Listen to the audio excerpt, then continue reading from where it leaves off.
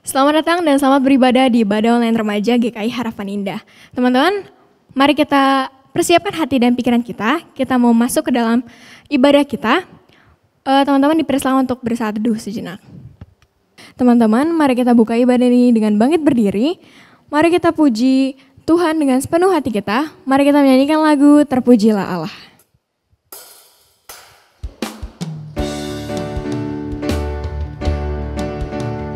Mari kita datang ke hadapan Tuhan dengan bersungguh-sungguh. Kita mau nyanyikan lagu ini sebagai lagu pembuka kita.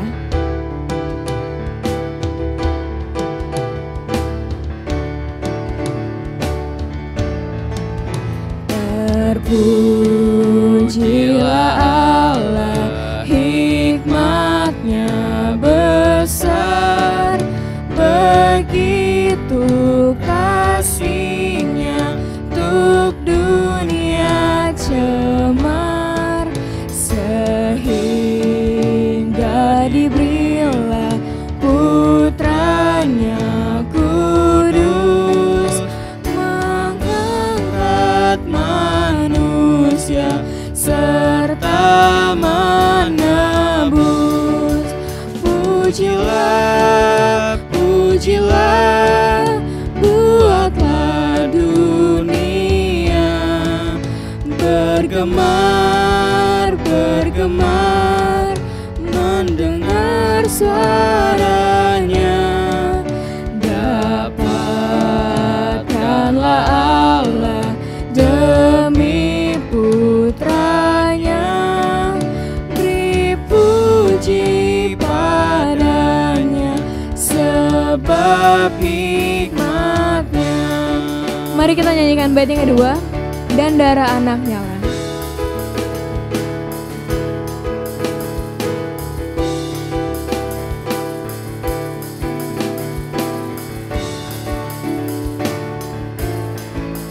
Dan darah anaknya lah yang menebus mereka yang yakin kan janji kudus.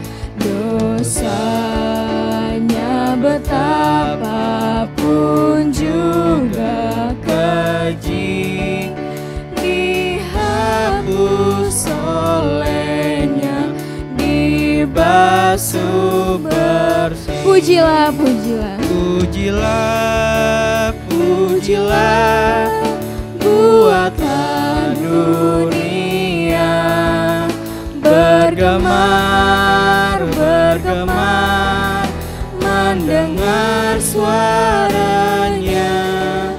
Dapatkanlah Allah demi putranya, beri puji padanya, sebab Pujilah, pujilah.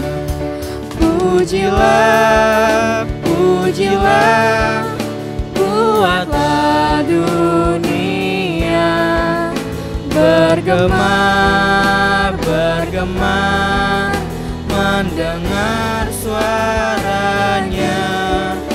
Dapatkanlah Allah demi putranya, beri puji padanya, sebab hikmatnya.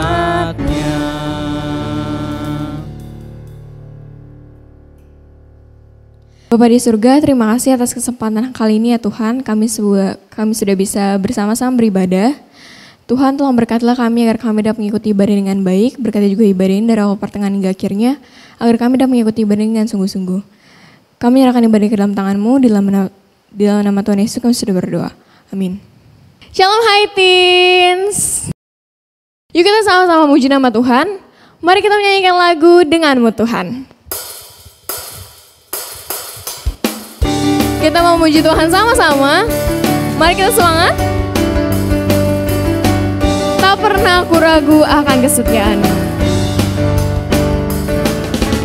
Tak pernah ku ragu akan kesetiaan-Mu. Kau pegang hidupku Sepenuh jiwaku. sepenuh jiwaku. Ku yakin dan percaya Kau tuntun langkahku. Yesus, Kaulah Raja dalam hidupku, berkuasa berjaya untuk selamanya. Hanya Kau Tuhan, sumber kekuatan, kuasa-Mu tercurah bagiku senantiasa. Dengan-Mu Tuhan, ku kan berjalan dari kemuliaan sampai kemuliaan selamanya. Mari kita ngomongin dari awal. Tak pernah aku ragu akan kesetiaan-Mu.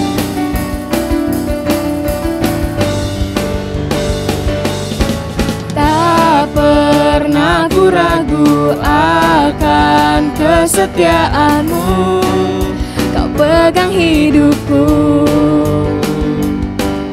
sepenuh jiwaku. Ku yakin dan percaya Kau tuntun langkahku. Yesus, Kaulah Raja.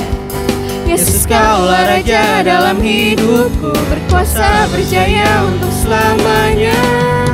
Hanya Kau Tuhan, sumber kekuatan, kuasa-Mu tercurah bagiku senantiasa.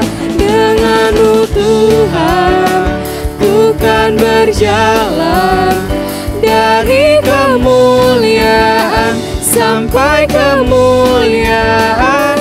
Hanya Kau Tuhan. Hanya Kau Tuhan, sumber kekuatan, kuasa-Mu tercurah bagiku senantiasa. Dengan-Mu Tuhan, ku kan berjalan dari kemuliaan sampai kemuliaan selamanya.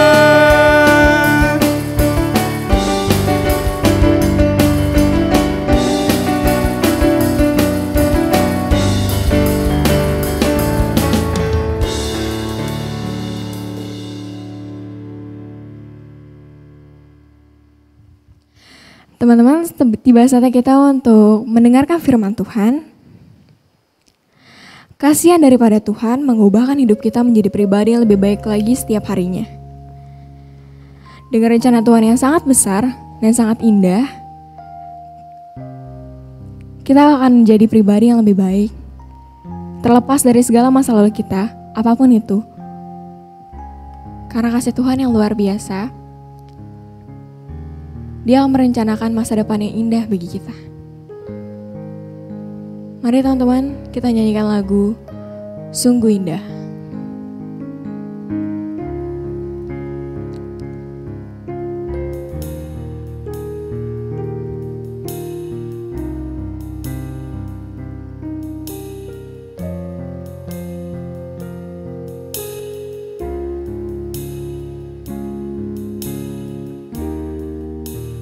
Kemanakah aku dapat pergi?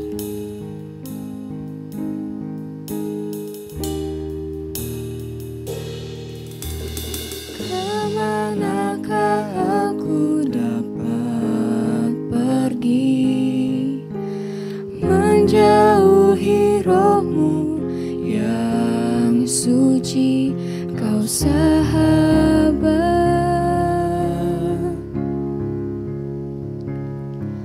Dan Kau dekat, Bahkan seluruh pengabdianku.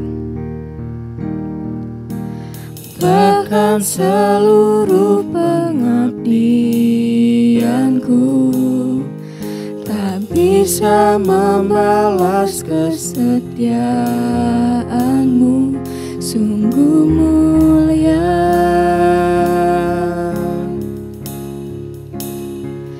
dan berharga. Sungguh besar, Sungguh besar pengorbanan-Mu bagiku,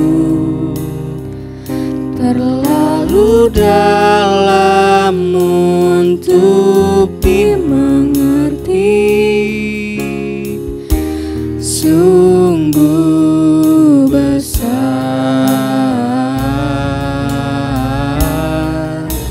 sungguh indah yang Kau pikirkan tentangku, tak terselami bagiku. Sungguh indah. mari kita ulang lagu ini dari awal. Kemanakah aku dapat pergi, menjauhi roh-Mu yang suci, Kau sahabat.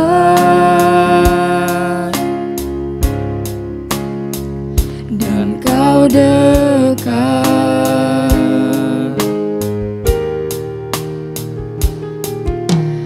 bahkan seluruh pengabdianku tak bisa membalas kesetiaan-Mu, sungguh mulia dan berharga. Sungguh besar, sungguh besar pengorbanan-Mu bagiku, terlalu dalam untuk dimengerti. Sungguh besar, sungguh indah yang Kau pikirkan tentangku, tak terselami bagiku. Sungguh indah, sungguh besar, sungguh besar pengorbanan-Mu bagiku, terlalu dalam untuk dimengerti.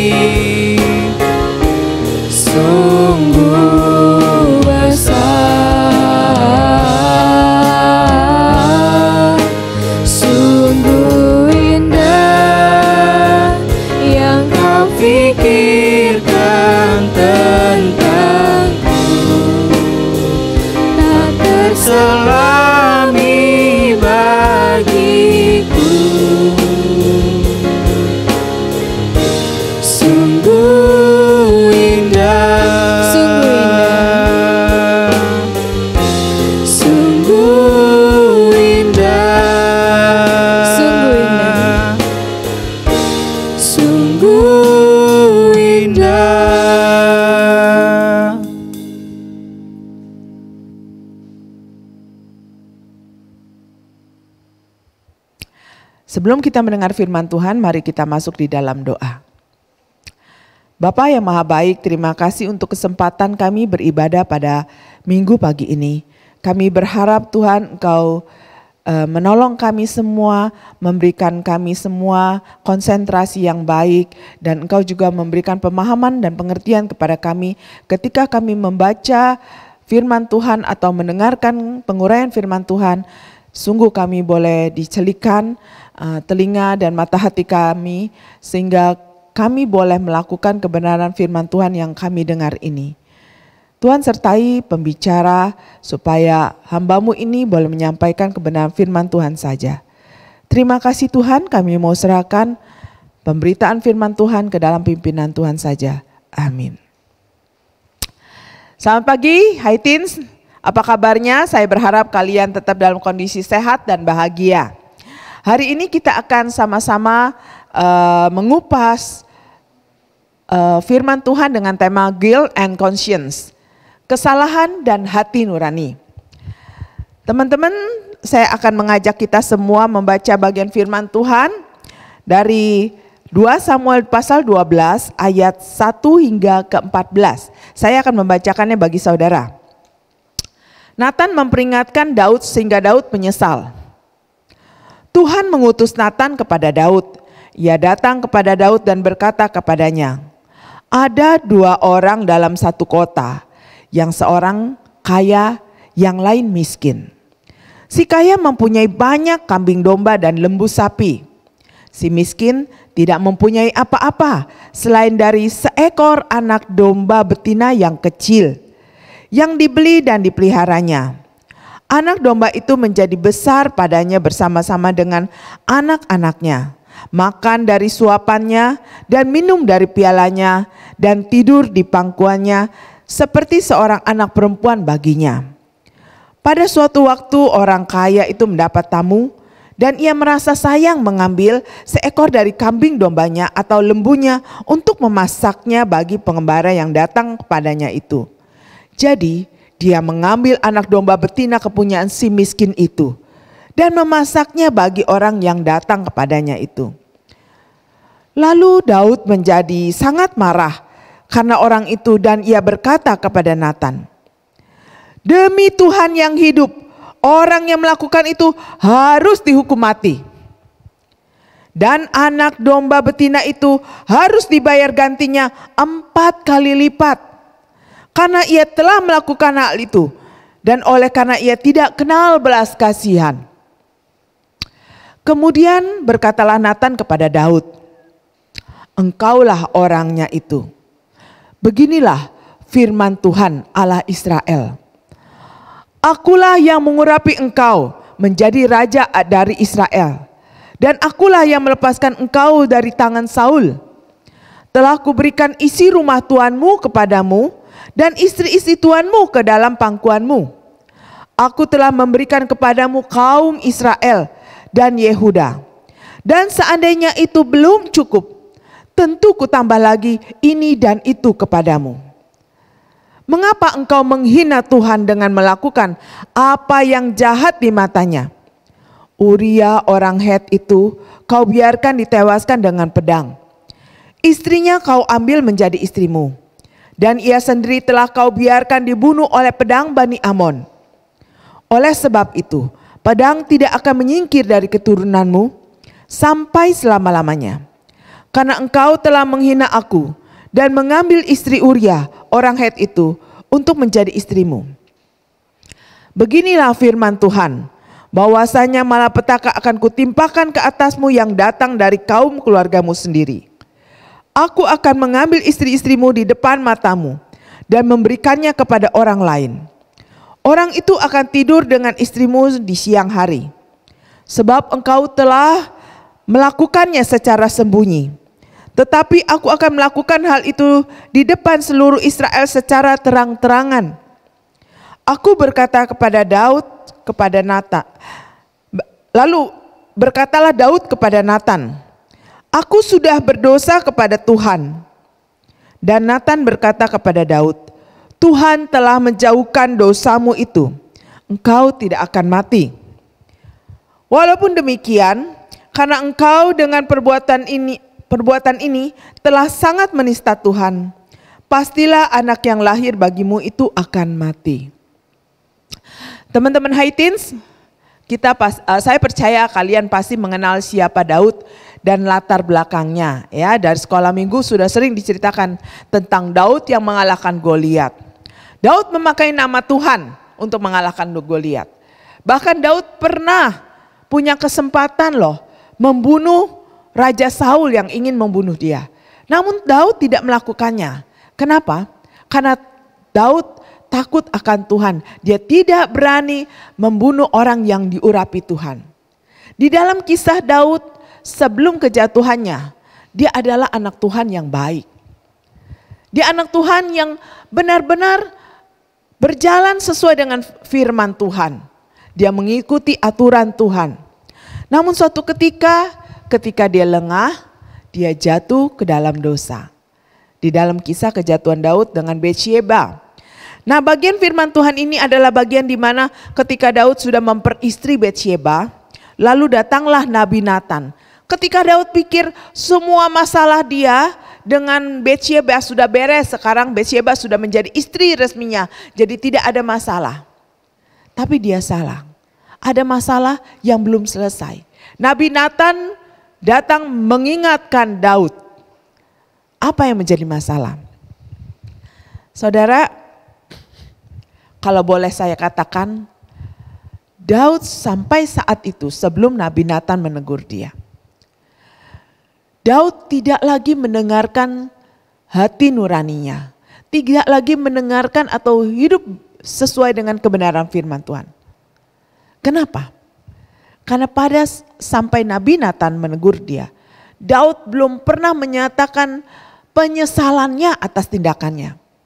Rasa bersalahnya tidak ada. Bahkan kata maaf atau minta ampun sama Tuhan belum pernah terdengar. Hanya pada saat ketika Nabi Nathan menegur dia, lalu ayat 13 dikatakan, berkatalah Daud kepada Nathan, aku sudah berdosa kepada Tuhan. Itu adalah pengakuannya yang pertama kali yang dicatat Alkitab. Saudara, kita sedang membahas masalah kesalahan dan hati nurani. Kesalahan dan hati nurani ini hubungannya sangat dekat, ya.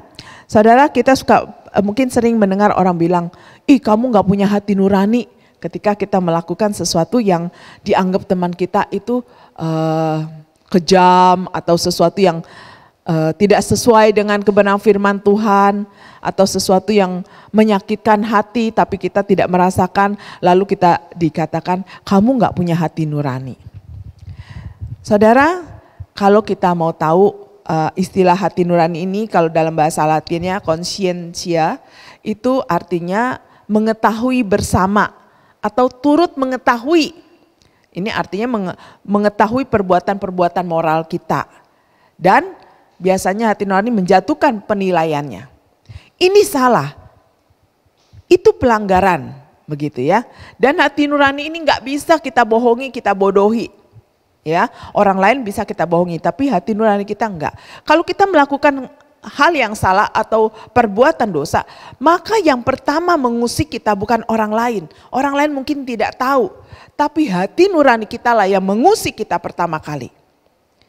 Saudara, kalau kita boleh bilang, hati nurani ini udah menjadi bagian dalam diri kita, itu adalah ciptaan Tuhan yang Tuhan taruh di dalam diri kita. Jadi kita secara pribadi dilengkapi Tuhan dengan hati nurani. Itu juga yang membedakan kita dengan binatang-binatang, ya. Binatang itu nggak punya hati nurani, ya. Contohnya ya, kalau kita misalnya kita ambil makanan diam-diam atau mungkin masih kecil kalian pernah ya, mama lagi bikin kue atau mama larang, ini kue nggak boleh dimakan dulu ya gitu ya. Tapi kalian diam-diam mencurinya dari walaupun di rumah sendiri gitu ya, diam-diam ambil begitu ya. Ketahuan sama mama, ketahuan sama orang tua kita. Biasanya kalau anak kecil itu langsung deg-degan, langsung rasa bersalah. Bahkan ada yang langsung begitu mamanya, nah kamu tadi ambil ya, langsung nangis gitu ya. Ada rasa takut dan rasa malu serta rasa bersalah. Nah itu manusia, anak manusia ya, yang punya hati nurani. Sejak kecil dia juga punya hati nurani. Tapi beda dengan kucing. Saudara pernah lihat kucing begitu kepergok lagi nyolong ikan, lalu kita bilang, nah ayo ngambil begitu ya. Terus kucingnya langsung wah nangis, sedih, malu-malu kucing begitu, nggak ada. Kucing begitu kepergok langsung kabur. Kenapa? Merasa terancam, kabur aja dia. Dia merasa orang ini akan jahatin dia. Dia bukan rasa malu, dia nggak punya standar moral atau teguran terhadap apa yang dilakukan itu salah. Nah itu bedanya manusia dengan kucing. Hati nurani diberikan kepada manusia. Itu sebagai guidance atau sebagai sesuatu yang memimpin kehidupan kita. Supaya kita itu selalu menempuh jalan yang benar. Itu tujuannya diberikan hati nurani. Tapi ya hati nurani setelah kejatuhan dalam dosa, hati nurani manusia menjadi rusak. Mudah sekali korup, mudah sekali tidak sesuai dengan firman Tuhan. Bahkan mudah sekali kehilangan standar yang benar. Nah saudara, inilah yang terjadi pada diri Daud waktu dia jatuh dalam dosa. Saya percaya waktu pertama kali dia jatuh dalam dosa, hati nuraninya itu menuduh dia, mengingatkan dia. Waktu dia pertama kali sebelum jatuh dalam dosa, jadi hati nurani itu kerjanya di 3 area. Sebelum melakukan dosa, ketika pengen melakukan dosa, hati nurani kita biasanya bekerja mengingatkan. Lalu ketika kita sedang melakukan dosa, hati nurani kita juga biasanya mengingatkan. Bahkan setelah kita berbuat dosa, hati nurani pun tetap mengejar kita. Biasanya di dalam 3 event ini hati nurani selalu hadir. Tapi di dalam kasus Daud, ketika hati nuraninya berbicara, saya yakin Daud sampai jatuh ke dalam dosa perzinahan itu karena dia mengabaikan hati nurani yang pertama kali, mengingatkan dia. Yang kedua kali ketika dia melakukan dosa, itu juga hati nuraninya tidak didengarkan atau kemudian dibelokkan. Ya, seperti juga iblis membelokkan hati nurani Hawa. Waktu dia ingin makan buah, begitu ya, sebelum dia makan buah itu Hawa sudah dibelokkan pemikirannya oleh iblis. Kata Tuhan kata kamu tidak akan mati kalau makan buah itu. Cuman kamu akan menyerupai Tuhan, begitu ya. Itu sudah mulai membuat dia, benarkah begitu? Nah, tadinya dia berpikir enggak. Karena kata Tuhan kalau aku makan buah itu aku akan mati. Iblis bilang enggak akan mati. Sebenarnya kamu tuh akan jadi seperti Tuhan kalau makan buah itu. Nah, disitulah mulai ada pembelokan, ya. Waktu itu dia mulai terganggu. Tadinya hati nuraninya udah tahu kalau dia memetik buah itu dia akan melanggar firman Tuhan, dia akan berdosa dan dia pasti akan mati. Itu sudah ada alarmnya, maka dia nggak pernah metik. Sampai kemudian iblis hadir dan mengocohkan dia, membuat dia teralihkan. Nah, hati nurani seperti itu bisa dibelokkan oleh si iblis. Terlebih lagi setelah jatuh dalam dosa, manusia kecenderungannya adalah melakukan hal yang lebih negatif atau menentang Tuhan. Nah, saudara, saya mau katakan Daud juga begitu.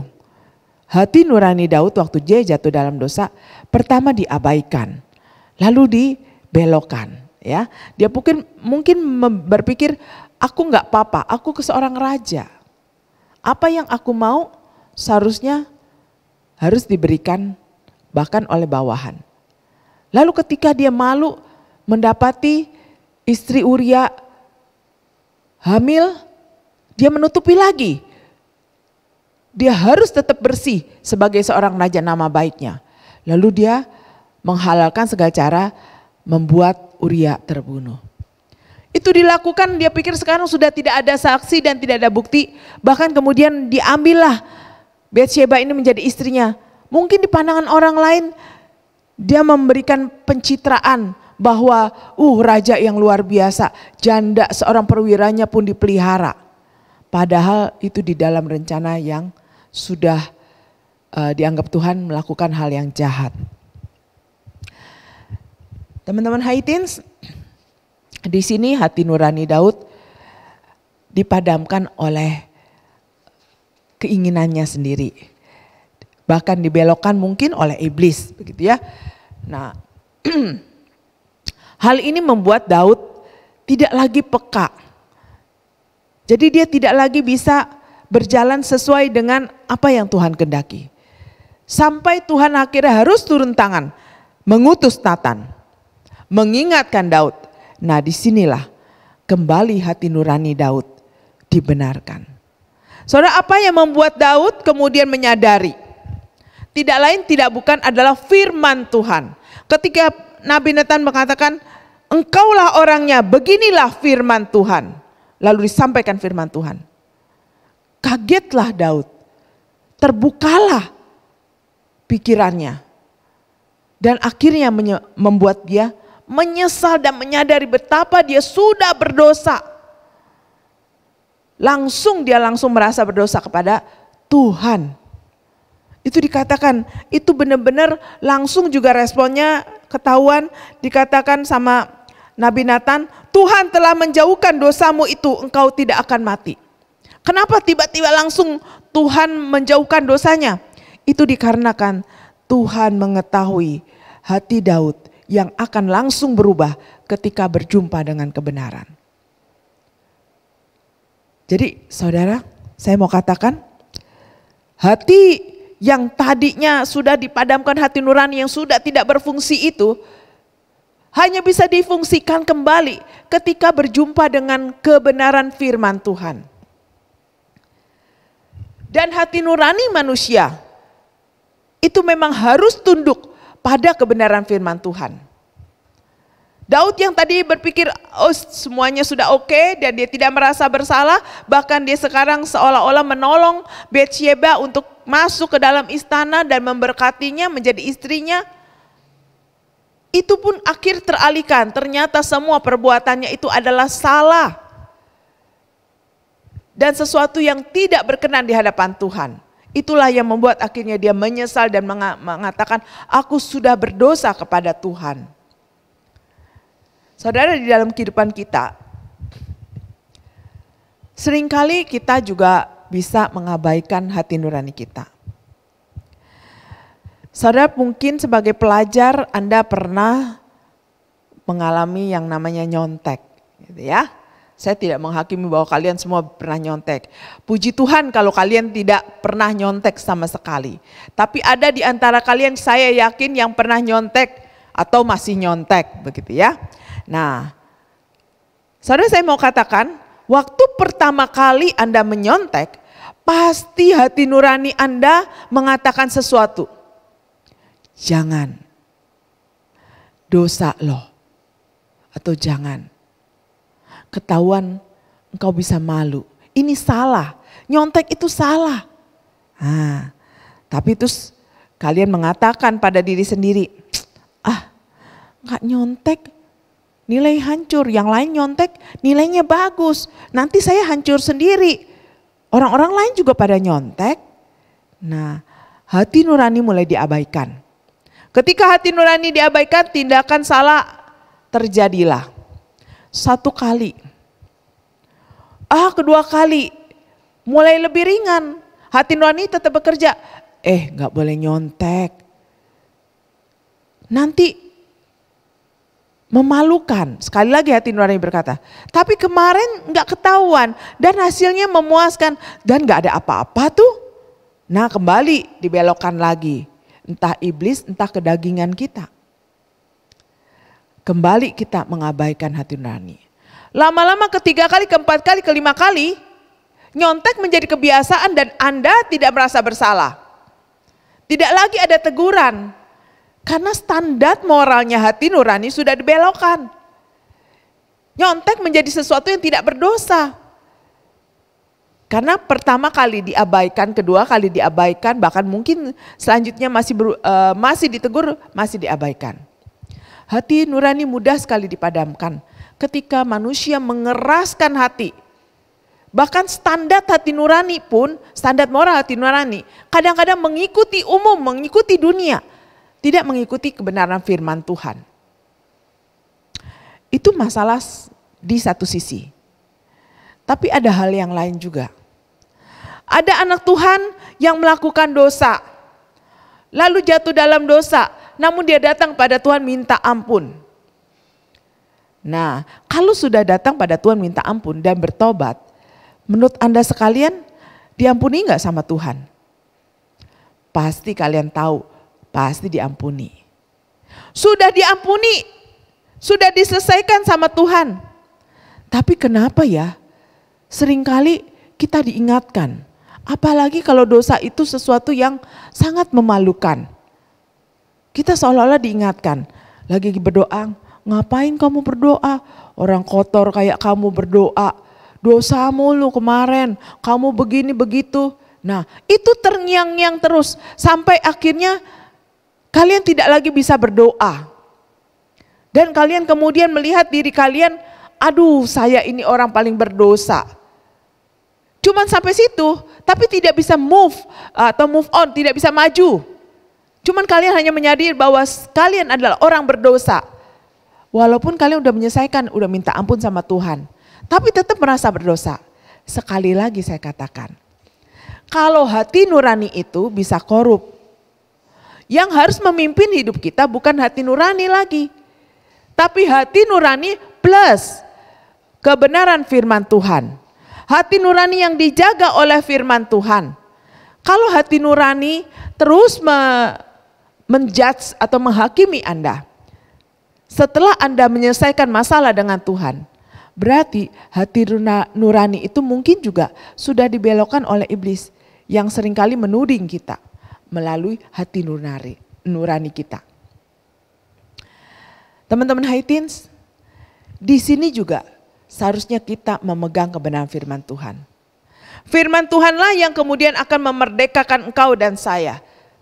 Ketika hatimu tertuduh oleh hati nurani, hidupmu tertuduh oleh hati nurani. Ada baiknya engkau membaca kebenaran firman Tuhan. Sebenarnya apa kata firman Tuhan ketika orang datang kepada Tuhan dan mohon ampun? Firman Tuhan katakan, sekalipun dosamu merah seperti kimirzi, akan putih seperti bulu domba. Sekalipun engkau tidak setia, Allah tetap setia kepadamu. Teman-teman Haitins, firman Tuhan katakan, kalau engkau minta ampun sungguh-sungguh dalam Tuhan, engkau dosanya sudah diampuni. Tidak perlu lagi kemudian hidup di dalam rasa bersalah yang berkelanjutan sampai kamu tidak bisa move on, tidak bisa melayani karena selalu merasa kotor. Padahal sudah diselesaikan. Kecuali belum diselesaikan. Kalau sudah diselesaikan bersama Tuhan dan kamu sudah mengakui bahkan minta ampun seperti juga Daud, Tuhan akan mengampuni kamu. Sudah tidak ada masalah lagi. Jadi ketika hati nuranimu menuduh, percaya kepada firman Tuhan, bukan kepada hati nurani. Lalu apakah kalau begitu kita sudah tidak perlu lagi hati nurani? Tidak juga. Hati nurani menjadi bagian daripada kita. Hati nurani diberikan Tuhan tetap dengan tujuan menjadi menjadi alat untuk kita supaya berjalan lurus seperti yang Tuhan mau. Namun karena korup, karena jatuh dalam dosa, hati nurani mudah korup, maka itu hati nurani kita harus dijaga. Dijaganya dengan kebenaran firman Tuhan. Ketika engkau berjumpa dengan banyak kebenaran firman Tuhan, maka standar hati nuranimu pun akan mengikuti kebenaran firman Tuhan. Standar moral yang ditetapkan oleh hati nurani pasti akan mengikuti standarnya firman Tuhan. Dan kalau engkau seringkali membaca firman Tuhan dan engkau akan mendapati kalau hati nuranimu korup pun engkau akan tahu. Ketika engkau dituduh, kamu akan bisa menyangka, enggak, kata Tuhan, aku sudah diampuni. Karena kebenaran firman Tuhan kamu pegang. Sekalipun hati nuranimu menuduhmu, engkau akan memimpin dia kembali balik ke standar yang semula. Nah, inilah yang dialami Daud. Daud kembali ke jalur yang benar. Setelah penyesalannya, hidup dia menjadi lebih baik. Dia merendahkan diri di hadapan Tuhan. Dia tidak lagi mengulangi hal yang sama. Bahkan dia menerima seluruh hukum Tuhan tanpa bersungut-sungut, tanpa mempertanyakan kenapa Tuhan. Dia terima bagian yang harus dia tanggung. Karena hati nuraninya sudah kembali bekerja di bawah pimpinan firman Tuhan. Teman-teman High Teens, biarlah melalui kebenaran firman Tuhan hari ini, kalian dan saya dimampukan untuk hidup dengan hati nurani yang benar. Hati nurani yang dipimpin atau dipagari dengan kebenaran firman Tuhan. Biarlah Tuhan memberkati kita. Amin.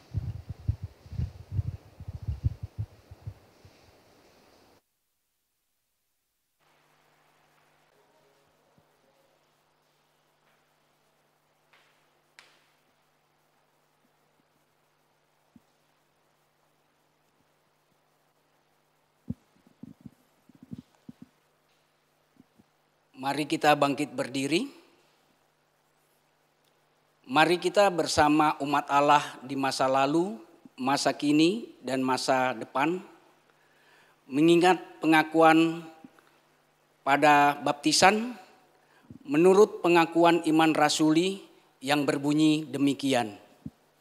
Aku percaya kepada Allah, Bapa yang Maha Kuasa, Khalik langit dan bumi, dan kepada Yesus Kristus anaknya yang tunggal Tuhan kita, yang dikandung daripada Roh Kudus, lahir dari anak darah Maria, yang menderita sengsara di bawah pemerintahan Pontius Pilatus, disalibkan, mati dan dikuburkan, turun ke dalam kerajaan maut. Pada hari yang ketiga, bangkit pula di antara orang mati, naik ke sorga, duduk di sebelah kanan Allah Bapa yang Maha Kuasa, dan dari sana ia akan datang untuk menghakimi orang yang hidup dan yang mati. Aku percaya kepada Roh Kudus, gereja yang kudus dan am, persekutuan orang kudus, pengampunan dosa, kebangkitan orang mati, dan hidup yang kekal. Amin. Silakan duduk kembali.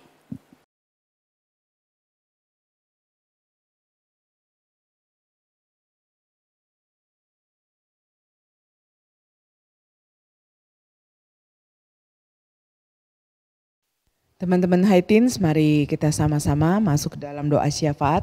Saya berharap kalian tidak melewati sesi ini berdoa bersama-sama. Bapa dalam surga, kami bersama anak-anak-Mu di berbagai tempat pada saat ini berdoa ya Tuhan untuk beberapa pergumulan kami. Kami berdoa ya Tuhan, kiranya Tuhan Engkau memberkati setiap anak-anak High Teens dimanapun mereka berada. Tetaplah ya Tuhan memberikan mereka hati nurani yang baik dan benar. Bantulah mereka untuk mencintai kebenaran firman Tuhan yang dapat memimpin hati nurani mereka. Supaya mereka boleh selalu mengikuti hati nurani yang benar. Tuhan, kami juga berdoa kiranya Engkau sendiri juga yang menolong pergumulan setiap mereka. Mungkin ada di antara mereka yang pada saat ini mengalami sakit penyakit, namun kami tidak mengetahuinya. Tuhan, jangan biarkan mereka sendirian. Tuhan, tolong mereka, sembuhkanlah mereka.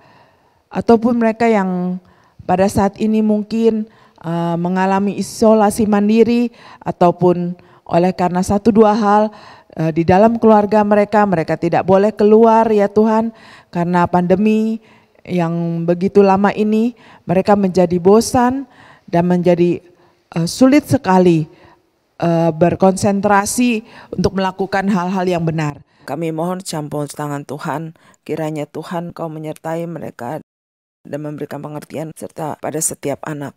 Mungkin ada kejenuhan, ada kebosanan, bahkan ada yang kemarahan di dalam hati mereka karena situasi yang tak terkendali.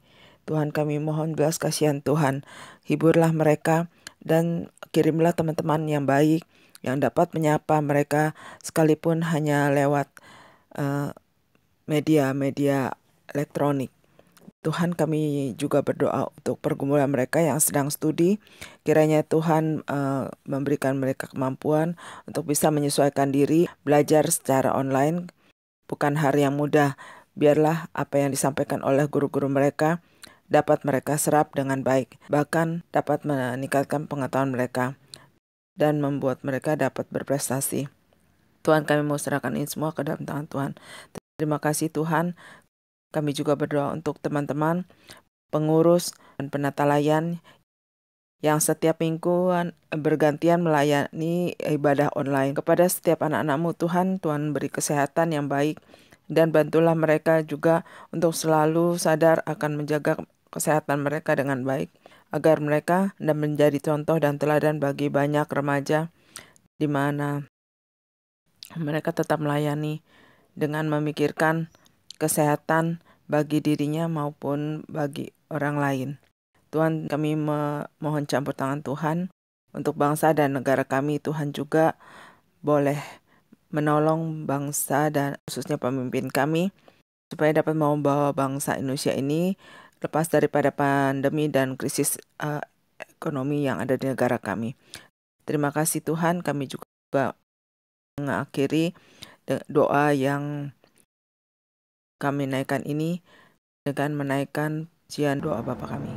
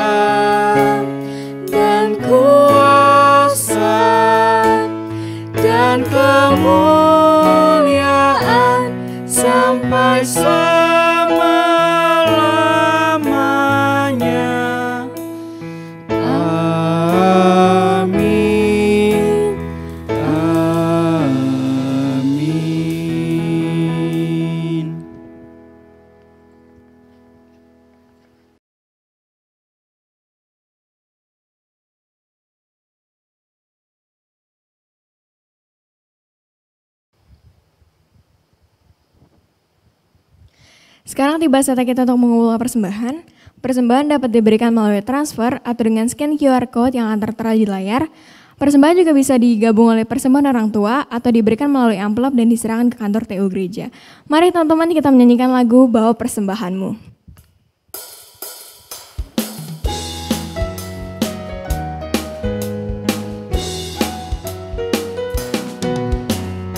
Bawa persembahanmu dalam rumah Tuhan dengan rela hatimu, janganlah jemu. Bawa persembahanmu, bawa dengan suka. Bawa persembahanmu, tanda sukacitamu. Bawa persembahanmu, ucaplah syukur. Rahmat Tuhan padamu tidak tertandingi oleh apa saja pun dalam dunia. Kasih dan karunia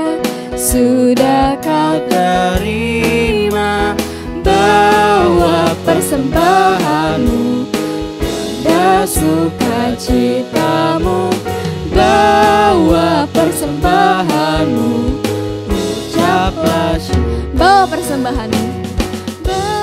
bawa persembahanmu, tanda sukacitamu, bawa persembahanmu, ucaplah syukur. Mari kita bawa persembahan kita ke hadapan Tuhan, mari kita bersatu di dalam doa. Bapa di surga, inilah persembahan kami, kiranya Engkau menerima persembahan ini ya Tuhan. Bantulah kami agar persembahan ini dapat digunakan untuk membantu orang-orang yang membutuhkan. Tuhan tolong juga berkati orang-orang yang mengelola persembahan ini agar mereka dapat mengelolanya dengan takut akan Tuhan. Terima kasih Tuhan, di dalam nama Tuhan Yesus kami sudah berdoa. Amin.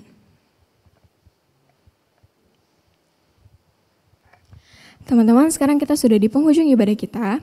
Mari kita kembali ke aktivitas kami masing-masing dengan membawa damai sejahtera yang daripada Tuhan. Lewat tadi firman yang telah disampaikan, biarlah kita dapat menerima masa lalu kita, karena kita akan tenang karena ada Tuhan di sisi kita. Tenanglah kini hatiku.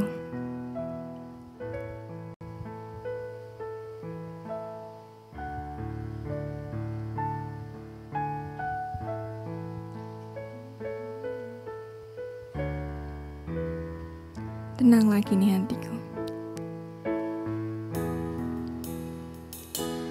Tenanglah kini hatiku, Tuhan memimpin langkahku. Di tiap saat dan kerja, tetap ku rasa tangannya. Tuhanlah yang membimbingku, tanganku dipegang teguh. Hatiku berserah penuh, tanganku dipegang teguh. Mari kita nyanyikan bait yang ketiga. Tak ku sesalkan hidupku, betapa juga nasibku, sebab Engkau tetap dekat. Tanganmu ku pegang erat. Tuhanlah yang membimbingku, tanganku dipegang teguh. Hatiku berserah penuh, tanganku dipegang teguh. Tuhanlah yang membimbingku, tanganku dipegang teguh. Hatiku berserah penuh, tanganku dipegang. Tenanglah kini hatiku. Tenanglah kini hatiku. Saya undang kita semua untuk bangkit berdiri dan menerima berkat Tuhan. Tuhan, terima kasih penyertaan Engkau pada pagi ini hingga kami boleh menyelesaikan ibadah hari ini. Dan kini kiranya Engkau boleh memberikan setiap kami berkat ilahi-Mu. Kiranya kasih karunia daripada Tuhan Yesus, Kasih yang begitu besar dari Allah Bapa, penyertaan daripada Allah Roh Kudus menyertai kita mulai hari ini sampai Tuhan datang kedua kalinya. Haleluya. Amin.